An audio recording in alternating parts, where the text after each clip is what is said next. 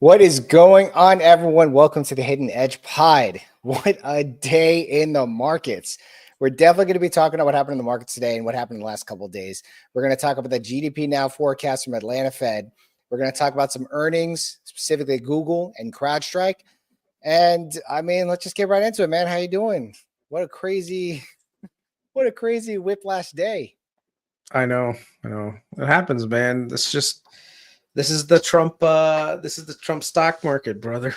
Yes, sir. You know, every day it's gonna be different things based on different tweets, and then policy is gonna be done like shotgun style. And I don't know, like I'm personally not a fan of this kind of like thing that's happening, but I mean, you know, as investors, you have to just get used to the people that you're investing. That you're basically dealing with. I mean, at the end of the day, you have policymakers who are going to determine the direction of the economy. So even if you're a person who's like very apolitical, you just want to stay away from the conversation. Unfortunately, that's not how it works.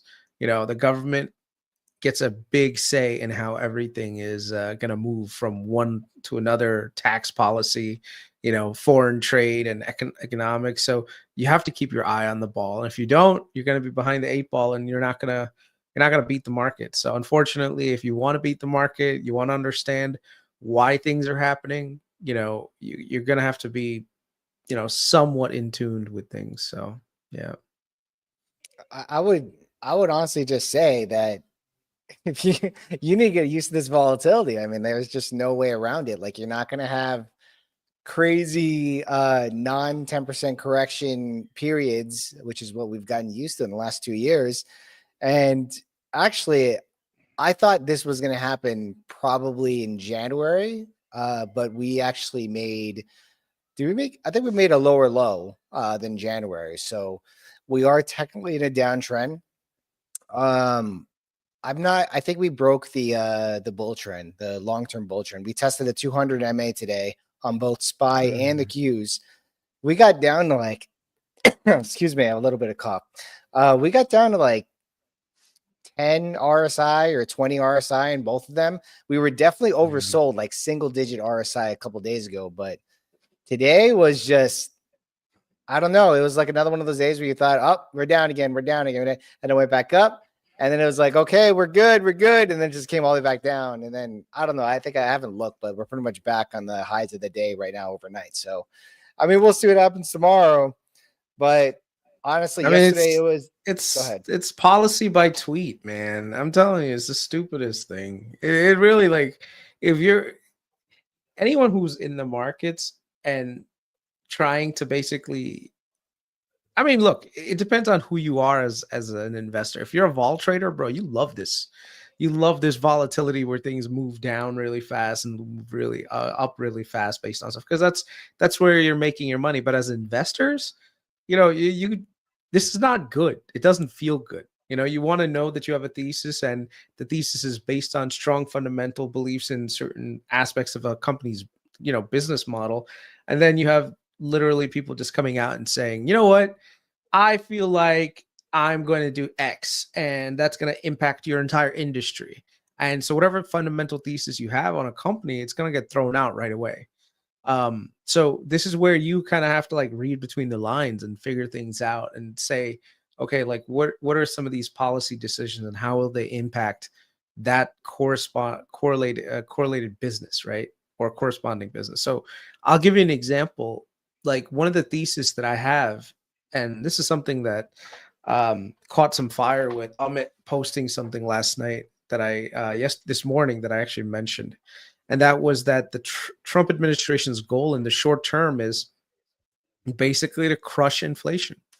I mean, did you listen to the State of the Union today? I think it was the State of the Union. I was reading the live comments on it, but there really wasn't anything new. It was a lot of talking. I mean, he said he's going to get rid of the CHIPS Act and, you know, just all of the usual Trump stuff. Is it going to happen? I mean, who knows? Yeah. I think a lot of the stuff that he spoke about was primarily focused on inflation and getting inflation down. Whether that meant, you know, we're going to help lower costs, or we're going to like produce more energy. So everything, nothing new in in my opinion, nothing new was said. that leads me to believe that there's been any sort of deviation from that goal of getting inflation down. I think Trump is a little bit, how do I say it? Maybe he's a little bit too aggressive with it, but right now actually may be the right time to be aggressive. So, it's just something to keep in mind. So one of the things that I wanted to just show everyone real quick is this right here. Damn it. Where's my screen? No, damn it. I have to open up the tab in this new thing because I have it on a different window. All right. Let me see if I can just pull it off. Actually, let me just share my entire screen and that'll Oh, work. you sure you Your want to do browser that? has It's very risky. Click screen icon. I don't have anything. I don't know. Hold on. Share window. Okay. Just share my entire screen. There we go. Yeah, I got it. Go ahead. Yeah. So, Whoa. this, Okay, go ahead. yeah. So this right here is a very interesting chart to look at. So this right here is the market yield on 10-year treasuries on an investment basis, right? So if you see here, this is the 10-year treasury. This, I guess it's a brown line. And then you have the federal funds rate, right, which is what the Fed sets. And so the federal funds rate right now is at an elevated point compared to what it was pre-COVID. So if you look at pre-COVID, we were at ZERP. Basically, we were coming off of the great financial crisis. Interest rates were zeroed out. And you had the 10-year treasury basically, close to about, what is this? Let's see, what was it? Just 10-year treasury at the time. Right. So 10-year treasury basically hovered about, I'd say 1 to 2%, maybe sometimes 2.5% above the federal funds rate before ZERP ended and we started to go into inflation mode. So one of the things you're seeing now is the federal funds rate has gone, up, and now it's starting to come down. We're in the zone of tightening to basically stave off inflation. And so now, if you look on in quoted basis, you're seeing that the 10-year treasury is at a point where the government needs to start focusing on it. 10-year treasuries is how basically a lot of long-term lending gets focused. So let's say you're going for a 30-year fixed mortgage. The way that the banks typically determine that is that they look at the 10-year treasury and they apply a spread against it. And they say, okay, this is what we're prepared to offer you based on the risk assumption. So if you're able to get the 10-year treasury down, you're able to actually get, more investment coming through in the form of lending. Right. And the lending, especially if you were used to that, that giant period during the ZERP era, and even sometimes during COVID, you got all these loans that were, yield, at let's say 2.5%, 3%, 4%. Now a lot of them are coming due to be refinanced. And the thing is, if you try to get that same loan again, you're gonna have to pay probably like 2.5%, 3%, maybe even 400 basis points higher than what you were paying before. And so that can really throw your business off. So right now, the Trump administration is saying, look, we're getting crushed by this debt. We're paying a ton of money to our to basically creditors who hold US treasuries. If we don't get it down, we're going to go into like a debt spiral. So number one, we have to cut back on spending. So that's where DOGE comes in, right? DOGE is like, look, if we cut back on spending, that means that there's less outlays in the future. The markets will kind of like calm down a little bit, and hopefully that'll help. And then you have other things that the government is trying to do, which is reduce spending by laying off federal workers. But essentially, you're slowing the economy down. And this slowdown in the economy is directly related to this whole thing that's happening right now. So the goal is, how do you balance everything out? Well, one of the ways that you're going to be able to do that is by basically getting money that's somewhat sitting off the sidelines and back into some longer yielding treasuries, right? So right now, if you look at this is the total amount of money that's sitting in money market funds. So you can see here, the money market funds this is pretty much the breakdown of it. I would say you can see here about 2 to 3 billion of it is basically always going to be in money markets because people are basically transacting, and they're not going to put their money in non-liquid stuff. So money market is super liquid. So even if it's quoted with zero like return, people are going to keep some money in the money markets. But one of the things that you've seen is as the Fed started to raise interest rates, people started to keep more and more and more money in money markets. And right now there's about $7 trillion sitting in money market. Because, everyone's getting a nice fat yield of 4.5%, 5%, no risk. You get all this liquidity. So the key here now is that if the Fed wants this money to get off the sidelines and get into something like longer yielding treasuries, they're going to have to basically make the federal funds rate get basically make people dump their, not dump because there's no dumping, but get out of money market and instead focus on getting into longer yielding stuff, right? So how are you going to do that? Well, you do that by controlling inflation. If you get inflation down, you give Jerome Powell and the Federal Reserve the ability to start cutting interest rates. And the deeper you cut, the more likely it is that that money that's sitting in the sidelines is going to be moving towards a higher end, the longer the duration of that of the treasuries. So I think that's one of the things. Also, money could be sitting on the sidelines getting a nice return, and basically you want to go into the equity markets, which will help the equity markets a little bit. But the equity risk premium is high, so I think more of that money is probably going to go from the sidelines to longer duration debt, which once again, that'll kind of like help the situation out. So in my opinion, the goal of the Trump administration in the short term is get inflation down. And that typically means bring a lot of uncertainty into the markets so that people don't exactly want to be in equities. And that's what we've been seeing right now, right? Where people have been basically de-risking, taking money off the table, getting away from equities, and instead focusing on buying up bonds. And they're doing well. I mean, right now, and still, I bet a lot of the stuff that's being liquidated is sitting in money market, because you get a higher yield in money market than you do in the 10-year treasury. Smart investors are going to be buying up that 10-year treasury plus. So that's why you're seeing TLT rally right now, because people are saying, well, I might as well lock in that nice yield that I have going right now. So I think right now we're seeing the Trump team execute this, and they're doing it in a way that I personally am, I'm okay with it. I could definitely deal with the short-term pain and the volatility. And it's funny because he actually mentioned this during the State of the Union, that this is something that's going to be temporary. They're going to have to deal with. And I don't know. We'll see.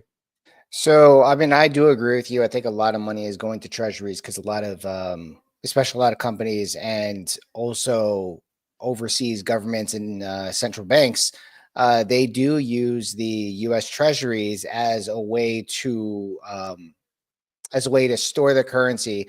But what they do is they use it as a way to have collateral, but also in case their currency does get devalued, they actually sell treasuries and then buy up their own currency.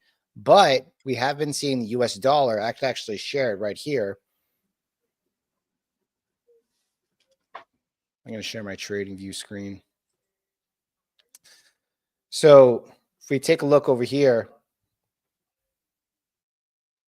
excuse me, if we take a look over here, we see the US dollar is like just crashing down, dude. Like the US dollar is all the way at 105. Like we're almost at a 50% retrace from the lows at 100. We're actually very close. We're about 50 bips away from there.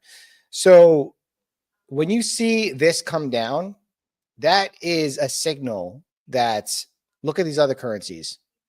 The Brazilian real has been rallying. The Japanese yen has been rallying because this is actually the yen versus the USD JPY. The Swiss franc has been rallying. The Singapore dollar has been rallying, which is good for grab. The Canadian, well, I mean, I don't know. The Canadian one and Mexico are not. Yeah, they're not in a good place. But dude, look at the British pound. Hold on a second. Hold on. Look at the British pound. The British pound is ripping, right? Especially the Chinese yuan. The Chinese yuan is actually doing pretty good against the US dollar. So when you have this happening, a lot of these other central banks around the sovereign central banks around the entire world, they're basically like, well, now that we see our currency is actually gaining power, we don't need to buy up a currency anymore. Let's just continue to buy U.S. Treasuries so we could lock in those high rates, right?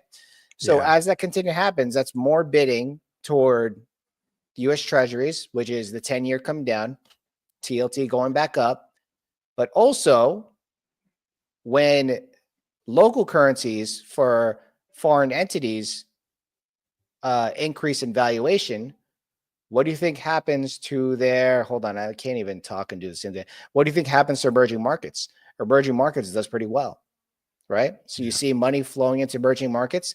And if you look at the SPY over EEM ETF, so this is basically SPY versus the emerging markets ETF. You could see that for quite some time since October, SPY has been rallying, outperforming EEM, right? Until around mid-January, ex-US has been rallying, right? So that's where the money's been going. Not only that, but if you look at the S&P sectors, well, a day like today is pretty bad. But if you look at financials, but where's financials correction, right? So this was kind of a signal for me today, was that you had a lot of defensives doing very well during the S&P 500 coming down 7% and the Qs coming down 10%, right? You had, excuse me, you had staples. It's like, what correction, right? You had utilities. What correction, right? Energy is just falling off a cliff. You had real estate. What correction, right? And then you look at tech. Oh, yeah, they felt the pain right here. And then you look at consumer discretionary. They felt the pain. They've been feeling the pain for a while. Amazon's down. Tesla's down. That's about 40% of the ETF. For consumer discretionary, this is NVIDIA, Microsoft, Apple feeling the pain, right? Yeah. And then you take a day like today, dude, financials are down 4%. Take a day like today, utilities are down almost 2%. Staples are down almost 2%. Tech is flat. Consumer discretionary is down pretty bad because of Tesla. But at the same time, I was looking at this throughout the day, and this kind of helped me like see, hold on. This is actually an interesting dynamic that's happening here in the market today. Why are financials selling off hard? Why is everyone selling JP Morgan when it's supposed to be defensive right now? Kind of got me thinking, are we bottoming, right? So, so with that being said, did we bottom today? I think we might have bottomed locally. I think there's more pain ahead, but I think we kind of locally bottomed here because just look at these inflows right here, right? And even TLT pulled back today. If you look at rates, TLT pulled back today. I'm not saying like that's the bottom for sure, but this is a pretty good indicator that we might have a little bit of a bounce or a reversal. Overall, though, I think the trend is still down, in my opinion. If I look on the Qs here, yeah, we tested the 200-day moving average, right? If I look at SPY, same thing, right? So we are almost, I mean, I think we're still in the bull market, to be completely honest. Yeah, bull markets are never a straight up line, but we could be teetering with breaking that trend. So, we'll see.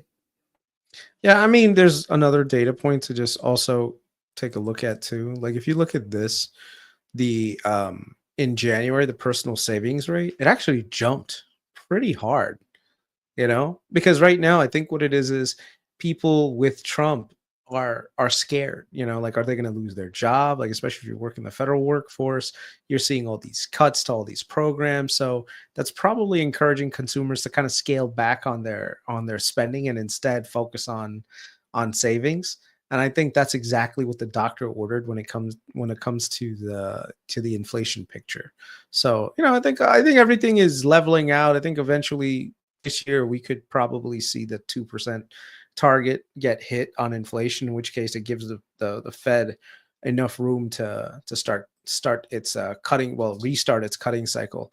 The other thing to also look at is something that like I've been posting on Twitter, basically the data and how much the Fed is going to be cutting by, and this number keeps rising and at a very rapid clip Take a look at this. Look at this. So when we started the year, right? Literally, well, let's say February, everyone was pretty much assuming that we would get like one, maybe two cuts. And that entire narrative has flipped. And now the market is saying we're probably going to get three and even possibly four cuts. And it's like every day that new data is coming out and basically the Trump admin is doing what they're doing, the likelihood of more cuts is coming along. So for me, when I look at this, I'm like, oh, okay, interesting. So my projections were originally in probably around what's that thing called? Were this right here for about 8 rate cuts by the end of 2026, so that we could get into a zone where a lot of that deficit can be reduced. One of the reasons why our deficit has been growing so much to get to that $2 trillion, it's right here, federal outlays interest on debt. So you can see here, we've had a massive spike in interest charges. Let me just blow this up so everyone can see it. So you can see here, we took on a lot of debt, but that interest servicing cost literally went from about 350 billion a year in 2021 to now almost 881. I think it was actually more than 881. I think it was like probably like close to 1.1 trillion the last time I checked. Yeah, so this is only for 930. So based on the data that I saw, it's like 1.1 trillion in interest charges. You know, I mean, imagine going from 300 to 1.1. It's freaking crazy. So, you know, if you're able to get interest rates to come down by the Federal Reserve, like especially if you get like 200 basis points of reduction, that'll mean that you're slowing down this net interest that you're paying out. And that should help reduce the deficit by quite a bit.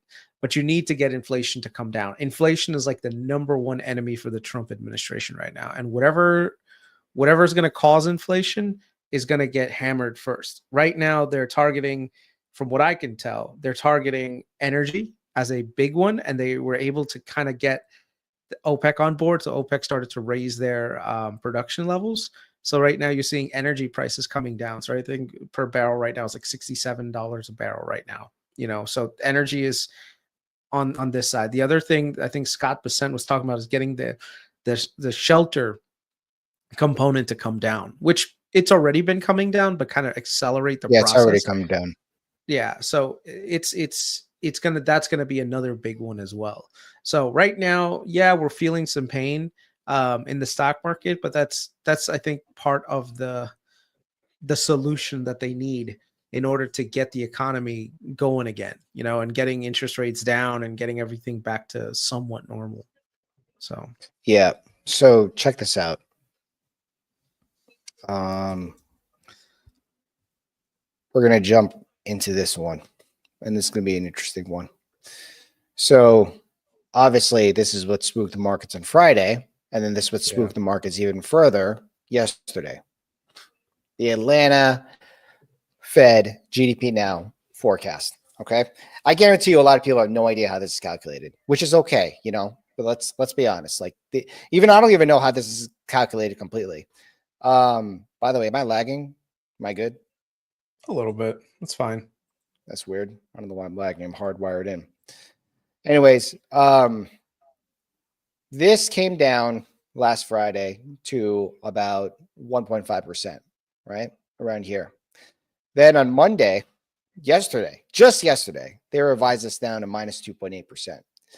So what this chart is saying, this is a forecast in real time. This is as new data comes in. This isn't when the GDP gets released at the end of the quarter or middle of next quarter. This is in real time estimating what GDP is going to be based on existing values for macro data that comes out. So this blue line here is what the blue chip consensus is. So you have like the top, you know, corporate companies, and they have their own economists and forecasters in the companies. And this is pretty much what the consensus is within this line. So for the most part, corporations and businesses and whatever, they generally think that we're going to be somewhere between 1.8% to 2.6%. And that's the range for the top 10 and bottom 10 average forecast, right? When you have this huge move over here, the market's going to react. However, I think people need to understand how this is actually calculated and what is actually bring this number down. There's been a bit of talk in terms of imports, right? But it's not just imports. Hold on a second. Okay, so if we look at this chart over here, these are the subcomponents that actually are used to calculate GDP. This gigantic blue, light blue line here freaking took everything down on Friday and then took everything down on Monday when they were revised, right? This is net exports. Net exports is exports minus imports, right? And clearly, the importing numbers that were front loading the tariffs that are coming in came in very high versus the exports. So this brought the entire net export value down so much that it brought down everything. What else came down? If I look over here, all right, we look at consumer spending. Consumer spending came down. Okay, so consumer spending was at 1.53, 0.87, 0.01, right? So that also came down. What else came down? It wasn't government spending. There was another one here. I think it was just that actually. Yeah. Those two.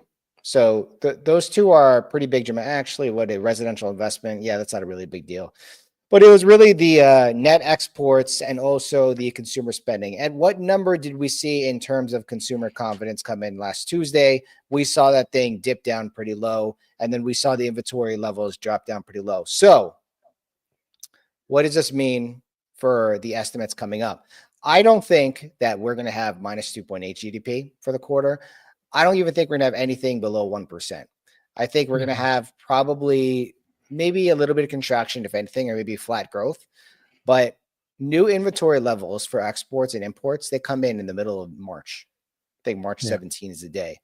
When that number comes in, you better believe the import's going to flip right back because those tariffs are in effect. So these companies are going to, they already front loaded the entire tariff system, right? So they're still going to import, but not to this degree. Not to the degree that we see over here. In fact, we even see a little bit of a change over here, right? Yeah. So this number is probably going to come back, and then that's going to show the effect. And I think that, excuse me, I think that's going to fuel the bounce that we're probably going to get, and maybe later on, but that's not for another 2 weeks. So we'll see what happens. And I think FOMC is when is that? The third week of March. Yeah.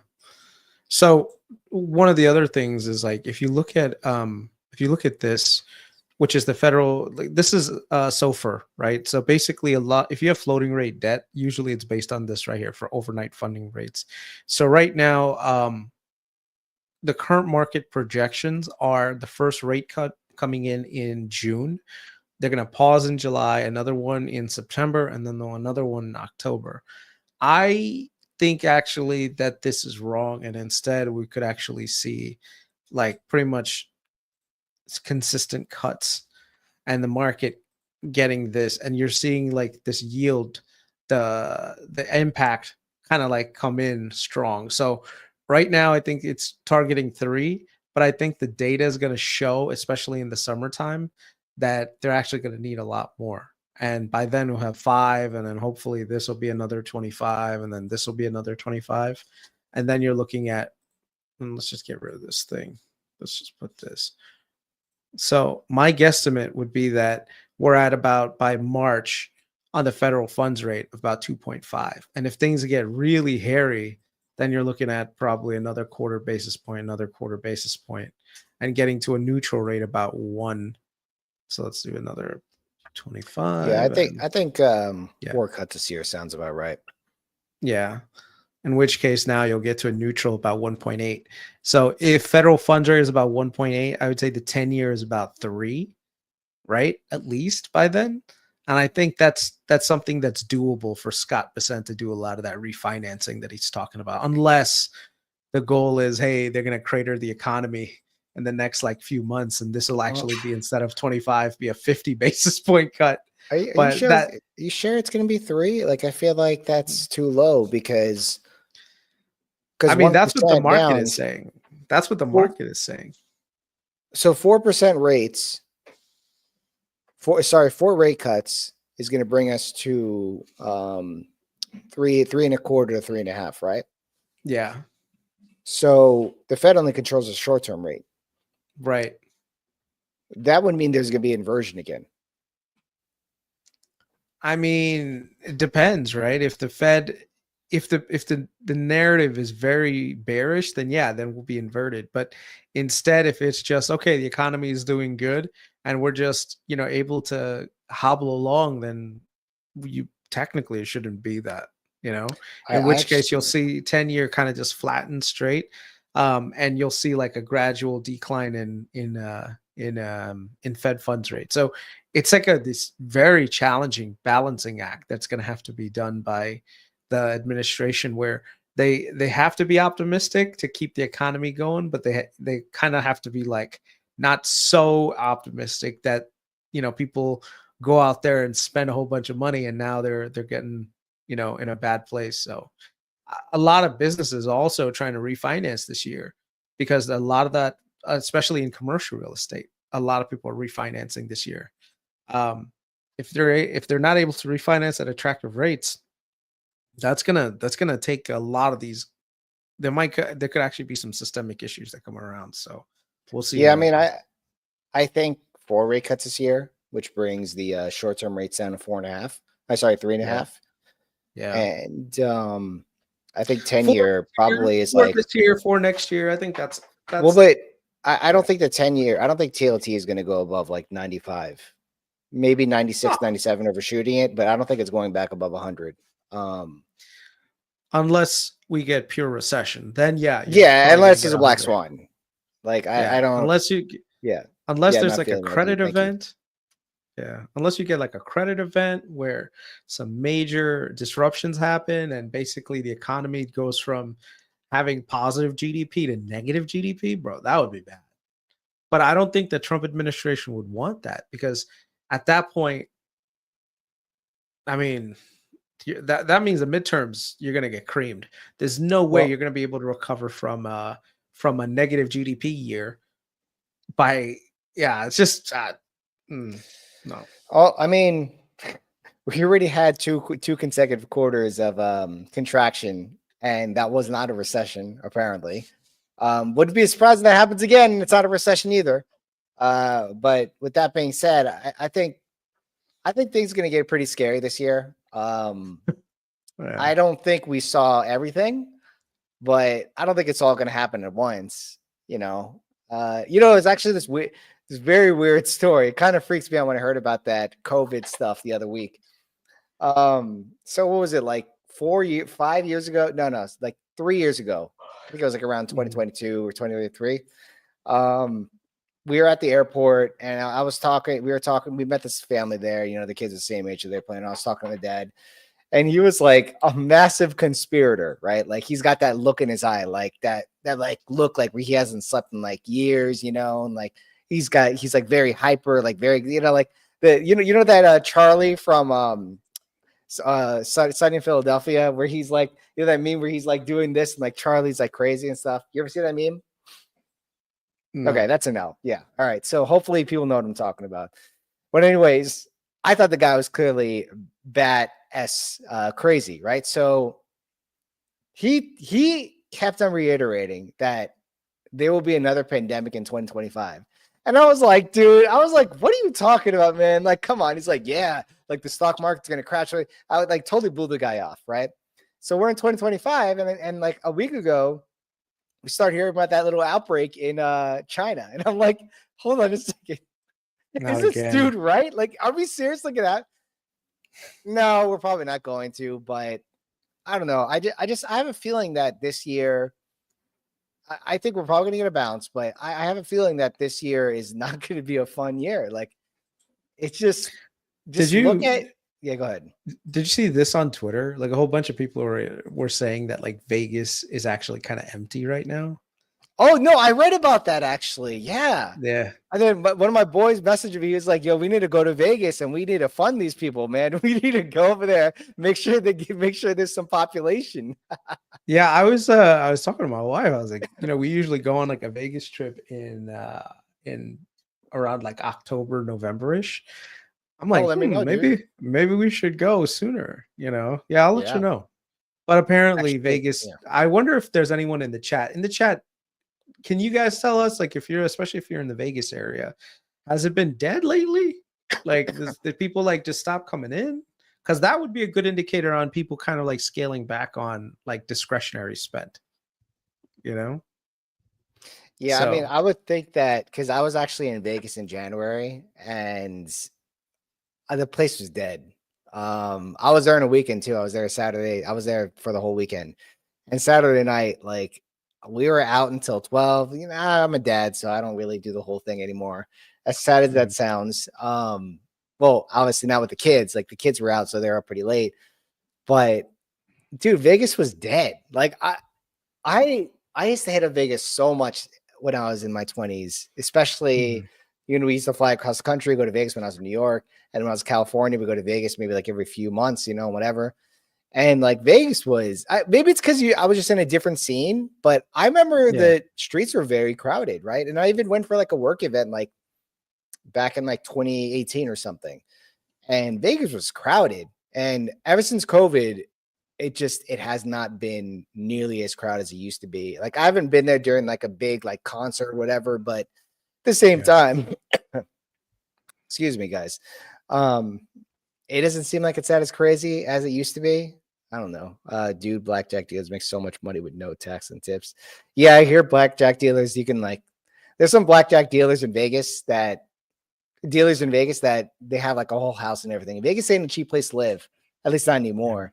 But like there was a period of time when a lot of casinos were hiring a lot of people, and this was before housing in Vegas got very expensive, and like you'd be able to just buy a house and afford it just being a dealer in a casino. So it was maybe not so much anymore because everything's expensive in Vegas, but I don't know, man. It's definitely not the same place it was. yeah. One of the things that I've been just keeping my eye on is shelter. And there's certain pockets within the country right now that like shelter is like the inventory levels are getting back to like some normal rates again, right? Like you look at this is for Arizona. Like Arizona is back to like close, yeah, it's back to pre-pandemic levels, right? Actually a little higher than pre-pandemic. And I think Phoenix, if you localize it down, so it's like Phoenix uh housing inventory, you can see that there's been a huge jump back to what it was. So seasonality, once those numbers come in, it could actually be higher. So a lot of what we saw in terms of price appreciation was from a lack of inventory post COVID, and then after that, you had this lock-in effect with a lot of people not putting homes on the market because of interest rates. I think right now a lot of consumers are hurting, and one of the things that they're doing is saying, you know what, I guess it's time to sell. You're seeing that especially in Texas and in Florida.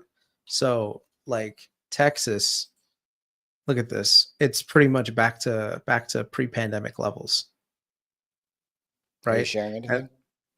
oh, I was hold on. Sorry. There we go. So look at Texas. This is Texas active inventory levels of housing. It's pretty much recovered back to pre-pandemic levels again.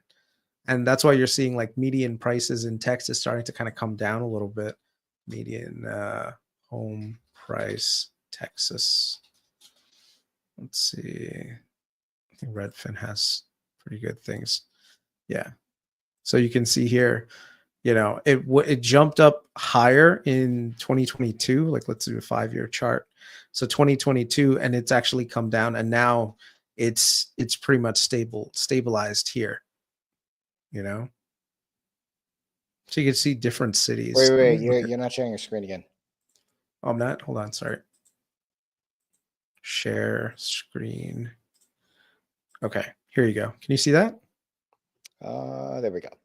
Okay, so this is like the median price of housing in certain, in certain areas. You can take a look, like, in Texas, you can see that over the last 5 years, home prices went from, in 2020, they actually kind of jumped from 250,000 to almost 350,000, which is almost a 30-40% jump. They were doing a ton of building, and now the prices in Texas have actually come down again, and they're stable, right? So year over year, it's stable. If you look at the number of homes sitting on the market, right, it's actually climbing, and it's actually pre-pandemic. It's almost like 80 days, like 73 days to sell a home in that region. I think in Florida is actually worse. Let me just see Florida. And look at the 5-year chart, Yeah, and look at Florida's the pretty median bad. days. Yeah, look at this. So the median days sitting on the market is almost like 73 there as well. And the median sales price is about 409. I think this is actually going to come down significantly. So I think shelter disinflation is going to really, really be a big deal, but it's going to be localized markets, you know. So I wonder in the chat, do you guys want us to look at some other Well, areas? actually, I wanted to share my screen here and show you the 30%, the 30-year fixed rate. So this thing has come down pretty handsomely. Yeah. Look how low it was in September. I didn't even realize it was so low. It was like low 6%. I Yeah. mean, this is like nothing if you zoom all the way back. Like this, like if you zoom all the way Yeah. back, it's like, oh, Bro. rates still high, like, right? But if you kind of zoom in a little, I mean, no, we're never going to be that low again. But I think if we get down to like low 5%, which is very possible, like if we have 4 rate cuts this year, like we can get down to 5%. Dude, I think we get to 4%. I think we can do 4.5 if things get really bad. 4.5, yeah. And at But that point, you're gonna have a lot of homes unlocked. Like yeah, there'll inventory be is a gonna be lot. Yeah. unlocked. I mean, So thank goodness, man. Like it is seriously, it is just the buyer's market right now. And I'm like browsing around for a car. Like I don't think I need it, but just sometimes I get bored and I just start looking at some cars. And dude, I could go out there and I can just like tell someone 5K off their listing price, and I could just wait, right?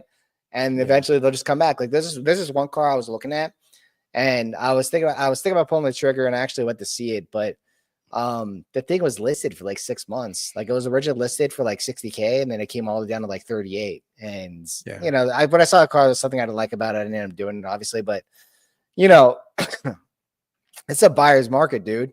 Like if this was like 2021, right? Like that, no car would ever last for that long unless it was just obscenely overpriced. But say the housing market, all the houses that I look on Redfin around me, like they're just listed forever. So Yeah, dude. Even a 3-year-old like Model Y, because I have this app that's actually really cool. A 2021 Model Y long range with, let me repeat, with FSD, FSD is about 24,000 right now. And it's dude. actually Yeah, with like the package, the FSD package bought, that's fully in there. That's nuts, dude. That's nuts. check this out. Check this out. Mm-hmm. Because I was actually looking at Model X's. So I'm specifically looking at the 2022 Model X. So if anybody's in LA got a 2022 or later Model X you're trying to sell, holla at me, man. Anyways, so look at this. Oh wait, I'm sorry. So I have a 2023 Model Y. Mm-hmm. And if we look at the 23s, I got it with a really good deal because I got the tax refund and everything, all that stuff. But yeah, Is that Model X or Model Y? This is a Model Y right here, but I'm looking for an X. Okay. But like, because Yeah. I have just a standard white Model Y, right? 23. And honestly, these prices are bogus because this is Tesla. But excuse me, if you take these VIN numbers, right? I'll capture this VIN number right here, and I go to this website, bumper.com. And I'm not trying to advertise. Like this site is actually free. You don't even need to pay for it. So I gotta log in. All right. Anyways, it'll show you the price history because Tesla's not going to show you their price history, Yeah. but it'll show that these prices like have just been slashed like over and over and over again. Like in fact, there was one car that I was looking at that it's been listed on the Tesla website for like 2 months now, and it was originally listed for like 75. Now it's going for like I think 66 after 2 months. Yeah. And I'm just like, I'll just freaking wait until a deal comes up if I want something, right? Because it's like, it is literally a buyer's market. Oh, what's going on, dude? Welcome. Yeah, the X has butterfly doors. You know, I do hear bad things about the X with the butterfly doors when it comes to maintenance on it, especially for like anything before 2022. And I actually looked at it 2020, and then I read all this like nasty stuff about the doors faulty and everything, the suspension, whatever. And when I went to see a car, I was just like, no way, I'm not getting this car. So yeah, 2022 is the sweet spot when it comes to that. But yeah. So you want me to go over GitLab and CrowdStrike earnings real quick? Yeah, go for it. Yeah. So this was pretty interesting, guys. So I don't know if you guys know, but I am a very big software person when it comes to stocks, right? Like if you look at my portfolio, I am mostly weighted in software stocks. So I have to be completely honest. I probably could have done a lot better in 2023 and 24, but all the love was in data center. So if it wasn't for Amazon and Nvidia, I don't think I'd be up as much as I was, but I'm sitting in a lot of software stocks and I'm feeling the love this year, which is great. So there's this company called GitLab, and hold on a second. Google has a nice big chunk of equity. 10%. Yeah, I think it's like 8 or 10% or 12% or something like that. They've had equity in their average is actually like less than half of what it is right now, which is great. Yeah.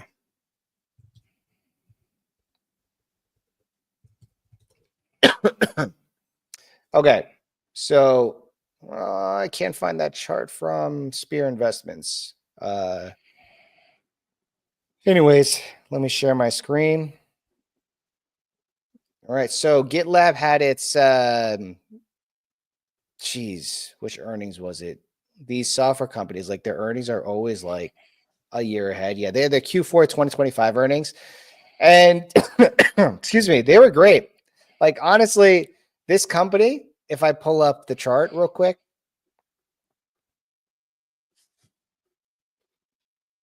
If I pull up the chart for GitLab, like this stock is like ridiculous the way it performs. Like it is definitely not an outperformer, right?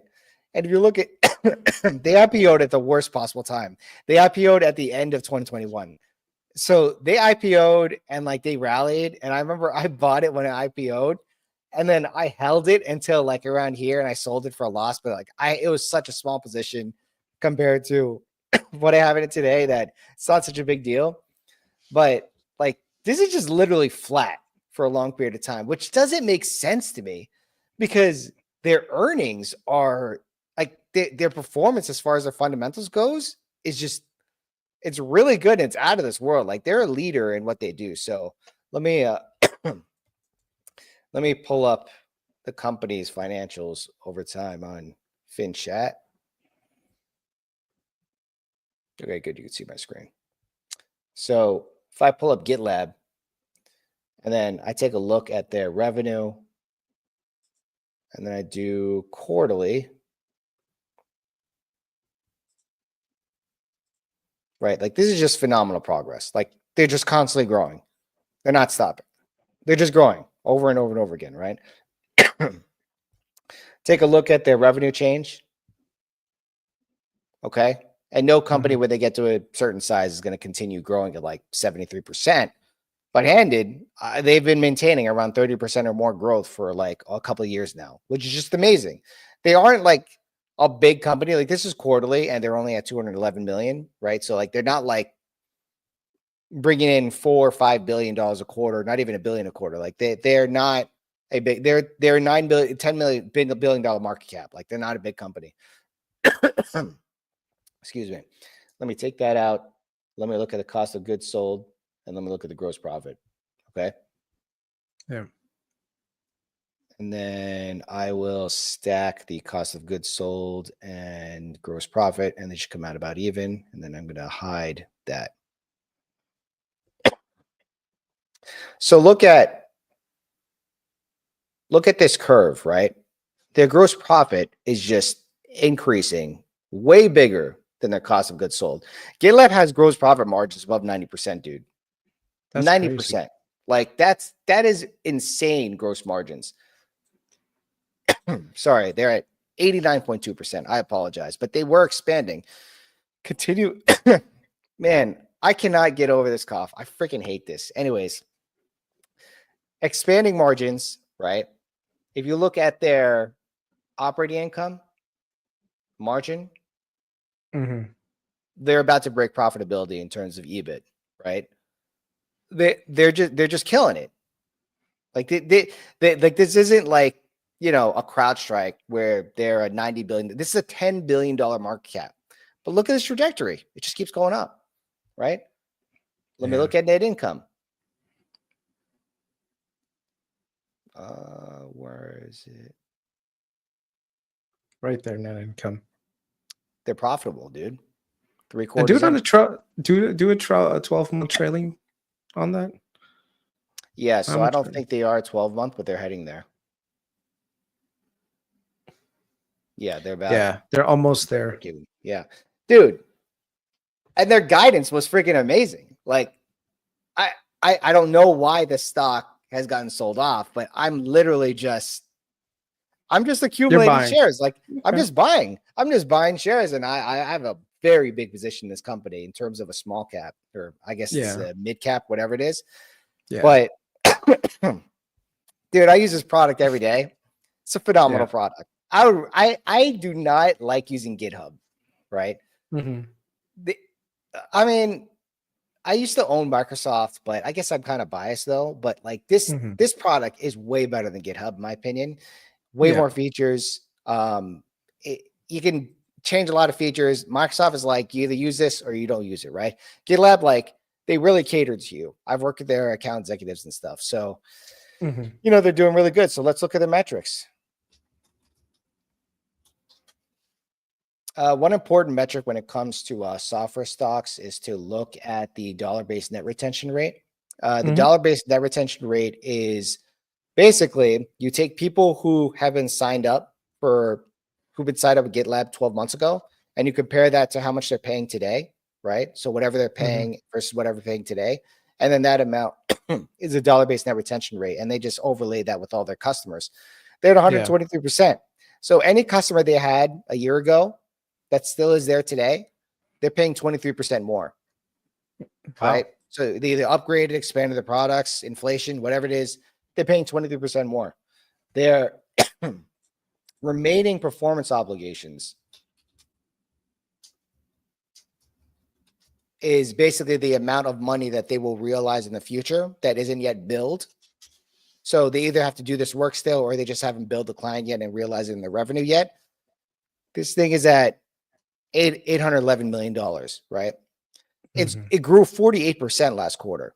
It grew 50% the previous quarter. It's been growing around 50% for the last 4 quarters. So this is literally telling you that the company has potential to grow as much as 50%, but the bottom is 30%, right? So the thing is, they did guide next quarter. I'm sharing the whole window. Okay, that's fine. They did guide for 936 million. And if I pull up, wow, this is actually interesting. Take a look at this before you pull that up. I just looked up their Gartner for DevOps. Oh, they're the leader. They're the leader for 2024. They're the leader for it, yeah, and they're not leader by a little bit, by a huge margin. Yeah, it's them and GitHub basically. There literally is no other competition. There's no other competition when it comes to GitLab. It's them and GitHub. GitHub is owned by Microsoft, so on that chart you saw Microsoft. Yeah. But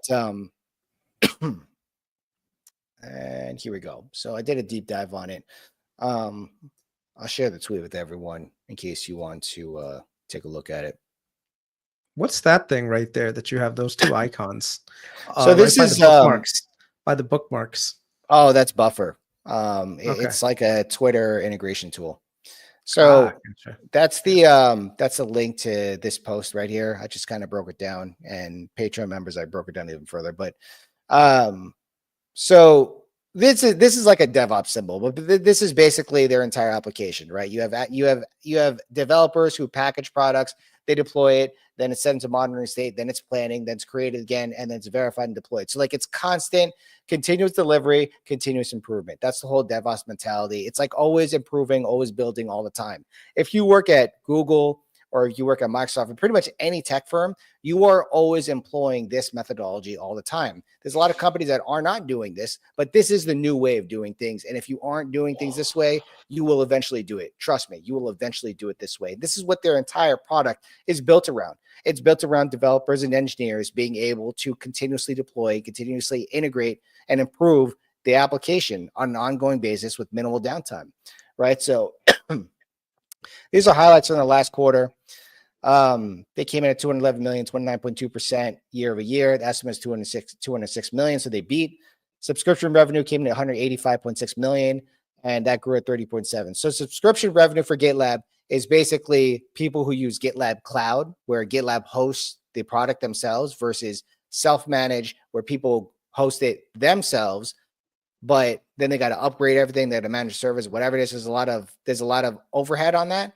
So sometimes it's better for people to upgrade to subscription, which is actually a very more reliable and gives more ability for GitLab go-to-market team to be able to cross-sell to people who are in subscription. Be like, hey, you want to add on this on? Okay, we'll add on. That's like extra $10 per seat, whatever. Non-GAAP operating income. So non-GAAP operating income excludes SBC. And SBC actually for this company is not that bad. Yeah, I apologize. I got a nasty cough, dude. My kids gave me something and I'm still suffering from it. So I apologize, but this stuff excites me. So, I'm going to continue talking and continue to muscle through this, right? So look at these metrics.